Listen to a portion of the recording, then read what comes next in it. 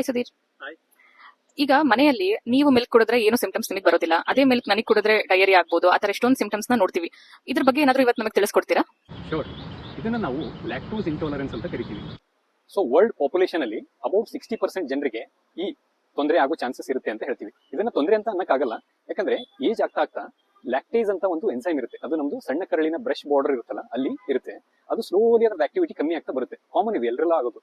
ಇದರಿಂದ ಕೆಲವೊಬ್ಬರಿಗೆ ಈ ಮಿಲ್ಕ್ ಅಂಡ್ ಮಿಲ್ಕ್ ಪ್ರಾಡಕ್ಟ್ಸ್ ತಗೊಳ್ಳೋದ್ರಿಂದ ಇಂಟಾಲರೆನ್ಸ್ ಅಂತ ಆಗೋ ಚಾನ್ಸಸ್ ಇರುತ್ತೆ. ಅದು ಹೇಗೆ? ಅವರಿಗೆ ಆ ಪ್ರಾಡಕ್ಟ್ಸ್ ತಗೊಂಡ ತಕ್ಷಣ ಅವರಿಗೆ ನಾಸಿಯಾ, ಒಂಥರ ಅಬ್ಡಮಿನಲ್ ಡಿಸ್ಕಂಫರ್ಟ್, ಬ್ಲೋಟೆಡ್ನೆಸ್, ಅಥವಾ ಇನ್ನು ಮೋಷನ್ ಅಲ್ಲಿ ಸ್ವಲ್ಪ ಪ್ರಾಬ್ಲಮ್ಸ್ ಆಗೋದು, ಈ ಎಲ್ಲ ತೊಂದರೆ ಆಗೋ ಚಾನ್ಸಸ್ ಇರುತ್ತೆ. ಸೊ ಈ ಪ್ರಾಬ್ಲಮ್ ಕೆಲವೊಬ್ಬರಲ್ಲಿ ತುಂಬಾ ಸಿವಿಯರ್ ಆಗಿರ್ಬೋದು, ಕೆಲವೊಬ್ಬರಿಗೆ ಮೈಲ್ಡ್ ಆಗಿರ್ಬೋದು. ಸಿವಿಯರ್ ಆಗಿರೋರು ಈ ಲ್ಯಾಕ್ಟೋಸ್ ಕಂಟೈನಿಂಗ್ ಪ್ರಾಡಕ್ಟ್ಸ್ ಇರುತ್ತಲ್ಲ ಅದನ್ನ ಆದಷ್ಟು ಅವಾಯ್ಡ್ ಮಾಡಬೇಕು. ಅದ್ರ ಬದಲು ಲ್ಯಾಕ್ಟೋಸ್ ಫ್ರೀ ಪ್ರಾಡಕ್ಟ್ಸ್ ಏನಿರುತ್ತೆ ಅದು plus calcium and vitamin D supplements ತಗೊಳ್ಳೋದು ಬೇಕಾಗುತ್ತೆ. ಅದೇ ಮೈಲ್ಡ್ ಫಾರ್ಮ್ ಯಾರಲ್ಲಿ ಇರುತ್ತಲ್ಲ ಅವರಿಗೆ ಎಷ್ಟು ಟಾಲರೇಟ್ ಆಗುತ್ತೆ ಅಷ್ಟು ಕ್ವಾಂಟಿಟಿನ ಅವರು ಕನ್ಸ್ಯೂಮ್ ಮಾಡಬಹುದು. ಡೈಲಿ ಬೇಸಿಸ್ ಅಲ್ಲಿ ಇಲ್ಲದೆ ಇದ್ರೂ ಕೂಡ ಯಾವಾಗ ಆಗುತ್ತೆ ಅವಾಗ ಸ್ವಲ್ಪ ಆಲ್ಟರ್ನೇಟಿವ್ಲಿ ಇದನ್ನ ಕನ್ಸ್ಯೂಮ್ ಮಾಡಬೇಕು. ಜೊತೆಗೆ ಸಪ್ಲಿಮೆಂಟ್ಸ್ ಕೂಡ ಬೇಕಾಗಬಹುದು.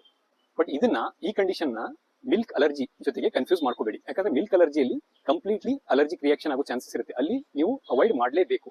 ಅದೇ ಲ್ಯಾಕ್ಟೋಸ್ ಇಂಟಾಲರೆನ್ಸ್ ಅಲ್ಲಿ ಸಾಕಷ್ಟು ಜನರಿಗೆ ಒಂದು ರೇಂಜಿಗೆ ಅಂದ್ರೆ ಸ್ವಲ್ಪ ಕ್ವಾಂಟಿಟಿಯಲ್ಲಿ ತಗೊಂಡ್ರೆ ಅದು ಹೆಲ್ಪ್ ಆಗುತ್ತೆ. ಯಾಕಂದ್ರೆ milk and milk products end ಅಲ್ಲಿ ಬೋನ್ ಹೆಲ್ತ್, ಕ್ಯಾಲ್ಸಿಯಂ ಲೆವೆಲ್ಸ್ ಇದರಲ್ಲೆಲ್ಲ ಬೇಕೇ ಆಗುತ್ತೆ. ಹೀಗಾಗಿ ಇವೆರಡರ ಡಿಫ್ರೆನ್ಸ್ ನ ತಿಳ್ಕೊಂಡಿರ್ಬೇಕು.